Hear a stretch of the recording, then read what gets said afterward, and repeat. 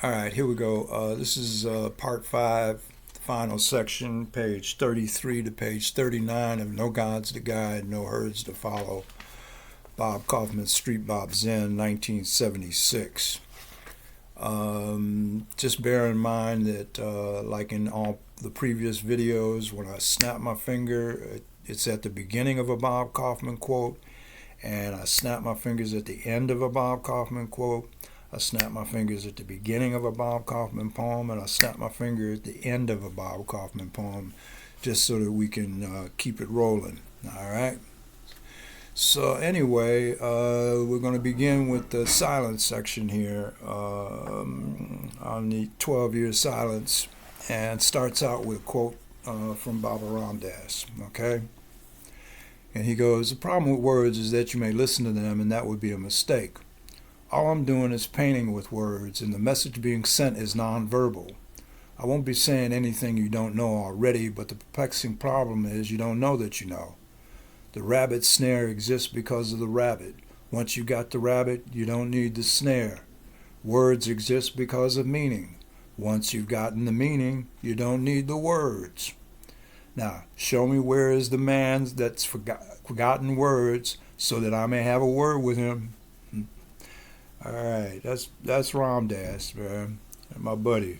Okay, so speaking of silence, which is a hard thing to do. I mean, how does one speak of silence? While everyone else was concerned with the beatniks were more concerned with the beat in between the beat, the pause between breaths, the calm before the storm.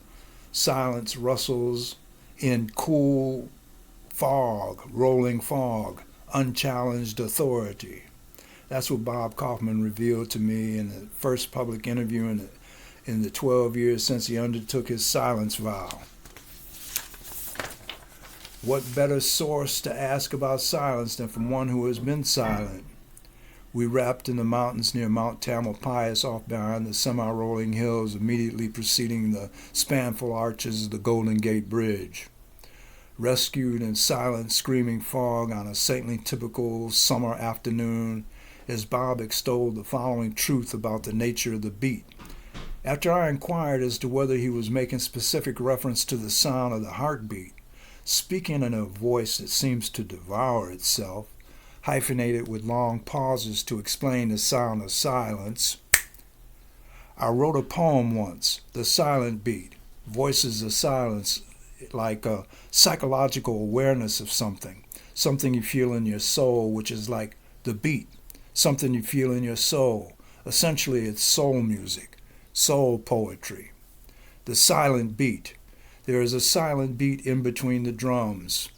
That silent beat makes the drum beat. It makes the drum. It makes the beat.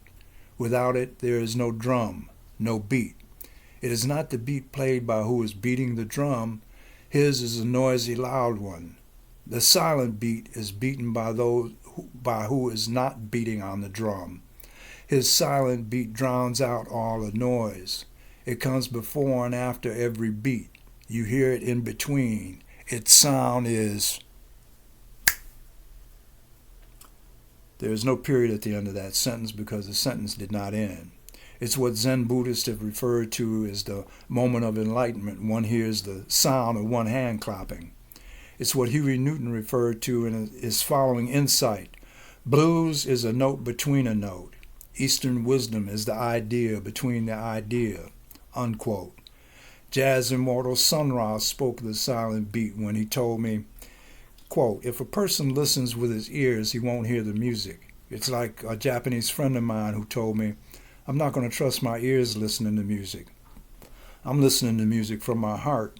And if you want to hear it, they have to hear it from their heart too. You have to hear it with your heart. I mean, not the material heart. It's something else. If you listen with your spirit, it's just like people have to feed their bodies food to eat, and their spirit is a part of them. They don't feed their spirit. They starve their spirit, and the spirit lives off of music. So if you keep on giving their spirit music that's not balanced, it's just like eating foods that are not balanced. Their spirits don't get any nourishment, and they starve. So finally a man dies because he's fed his body and not his spirit, and finally the spirit's going to rebel on them. unquote.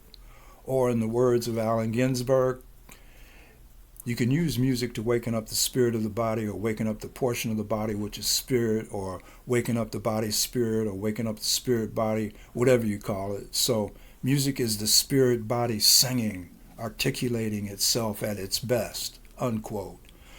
Baba Ram Dass, the former Richard Albert, who conducted the first acid experiments with Leary at Harvard, and who now is a spiritual teacher, spoke to me about the concept of not listening to music with your ears when he said, "This is the essence of what I can say to you about music. As a musician becomes more conscious being, he tunes into what in Hinduism is called the shab, or the inner sound, the sound of the universe, which is a sound he doesn't hear with his ears. He hears it at another plane of consciousness.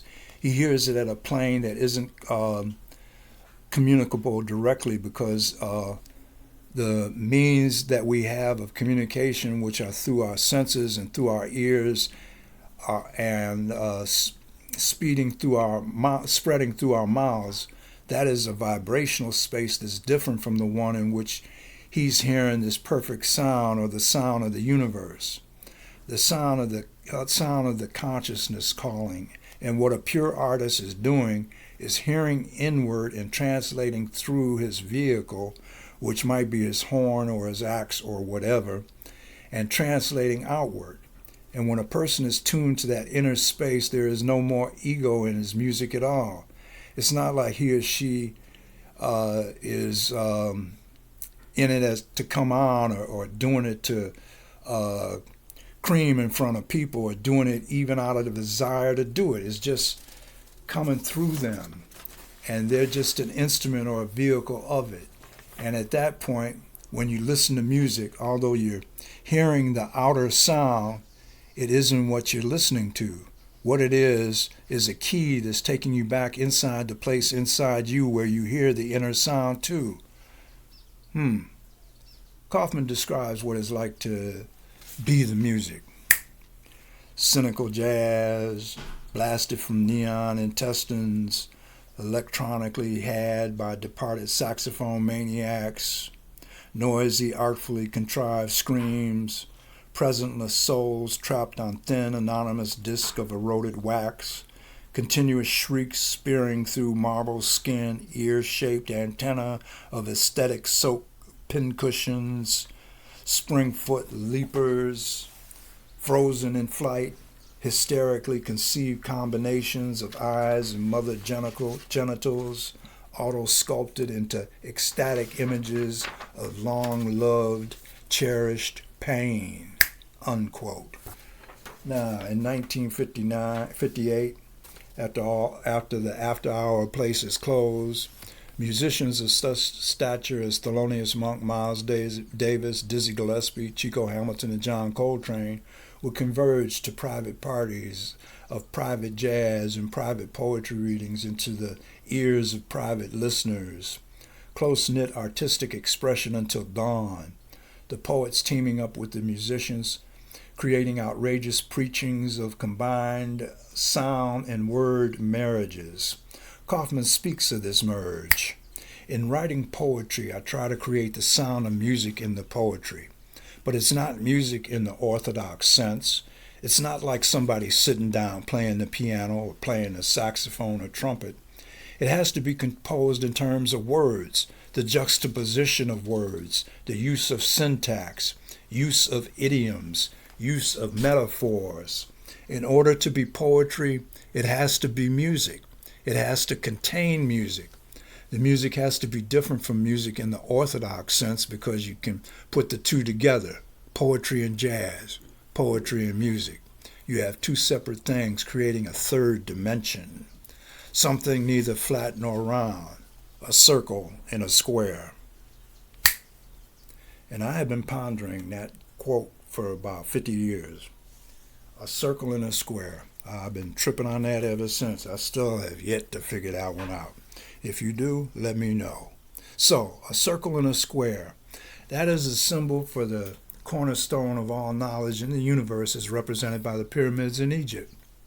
If, as they say, the pyramids were created by beings from another planet, And if those beings greeted the pyramids as a landing marker, one would see that if you were flying directly above the pyramids and you were looking down, the figure that you would see would be a circle and a square.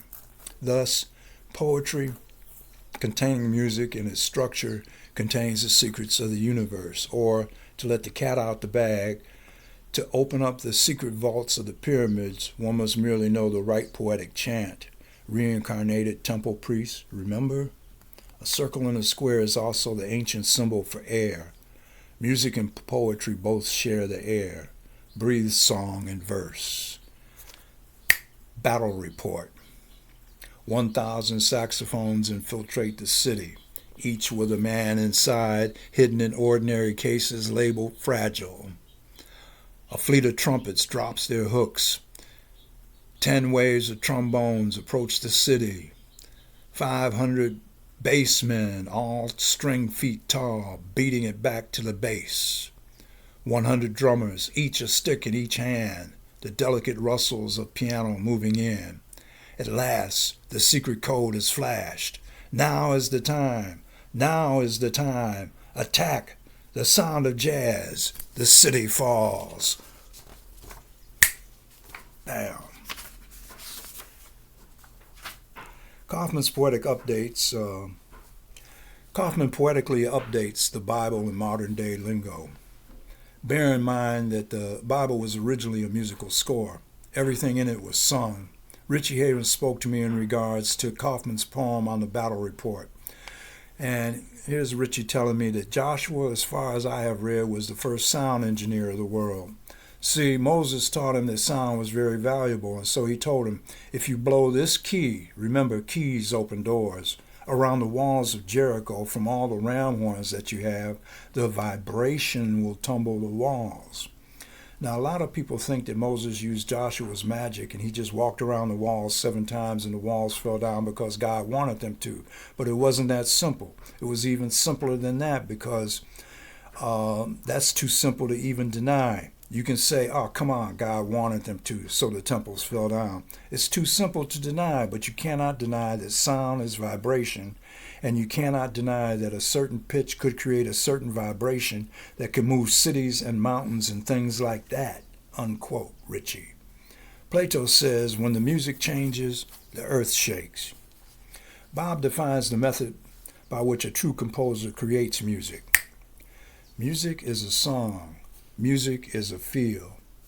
In order to create the sound, the musician first has to possess the feeling. In order to project the feeling, then you can create the sound. Afterwards, many musicians can make the sound that he created, the sound that he wrote down and composed. But first, the artist, the composer, the creative one, has to possess the feeling. In modern jazz, Charlie Parker had the feeling. He translated the feeling into sound. Now many others play it, but his feeling was projected as art, as creative art. So, when Parker, a poet in jazz, gave 170 pounds to a 1-ounce needle, his music, his life, our poet wore a lonely death, leaving his breath in a beat. Bob Kaufman seems the living embodiment of Ho Chi Minh's poetic appeal. The ancients used to like to sing about natural beauty, snow and flowers, moon and wind, mist and mountains and rivers. Today we should make poems including iron and steel, and the poet should know how to attack. Take it away, Bob. Let them all know. Let them know about the coming of the 2nd April. 2nd April. Be ye not conformed to this world, but be ye transformed by the renewing of your mind. Romans 12. And here's Bob.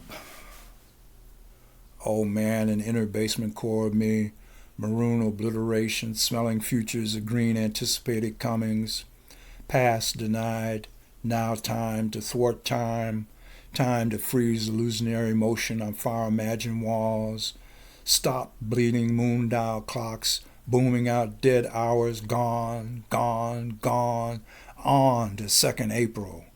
Release captive Satans, explode roses, sentence grass to death, stab rivers, rage down insane clouds, unchained snowy lambistic peaks, dehydrate oceans, suck up deserts, nail sky to scattered earth in air. We come to 2nd April. Oh man, thee is onion constructed in hot gabardine. Is earth onion too, cat old poet? They watch, man. They eye a thing from conception. Neil knew, and it cost questioners lives. They watch. Everything is even now. The president has translucent worms in his brain. God is a parking meter. I hope Rambo bleeds all over my stolen pants. Pants, that's the thing they watch. They watch. We hide. Sneak. Make mad in corners. Corners, that's a thing. A thing a world watches things. World, that's a thing. My Negro suit has Jew stripes. My yarmulke has lost in a flash flood. While I mattered with Navajos about peyote, exposing myself in myself. The black child glistened in self-conceived madness. Good old 4th of July American heroin.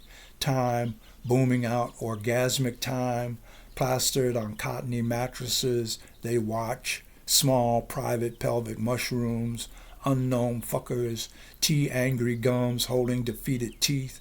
Fingers holding hands. Terror love. Falling ceilings. And me, you falling too. Between legs, arms, members. We are each other's members. Allen Ginsberg reiterates how we are each other's members. Any real political change will require people seeing each other, as members of the same self, looking at each other through their same eyes, realizing that they're looking at each other in their same eyes. That it's the same self looking out two different ways, and that the self is nobody either. It's not there. It's like an empty head looking out of eyes, wondering what's going on. So everybody's in that place, or everyone who is aware of it is in that place. Other people are not aware of it, but everybody that is aware of it sees many eyes looking out simultaneously. Or, as he quotes here, Charles Olson, there are no hierarchies, no categories, just millions of eyes looking in every direction. Bob Kaufman, the essence of soul wrenches itself and sears the air in the crystallized habits of notes bombarding meticulous poetic declarations of independence, pouring forth outrageous assemblages of total recall, enclosed within Kaufman's minuscule encapsulations of multivariable levels of psychic truth, as beheld through his sausage eyes that have often seen carousing up the streets of North Beach in a totally disheveled appearance, his split-pea 25-year-old jacket and toe-protruding sandals shuffling his rampaging body that wails in complete top-of-the-lung war love songs that whoop as he inquires, "Would you wear my eyes?" My body is a torn mattress, disheveled throbbing place for the comings and goings of loveless transients. The whole of me is an unfurnished room filled with dank breath escaping in gasps to nowhere. Before completely objective mirrors, I have shot myself with my eyes, but death refused my advances. I have walked on my walls each night through strange landscapes in my head. I have brushed my teeth with orange peel, iced with cold blood from the dripping faucets.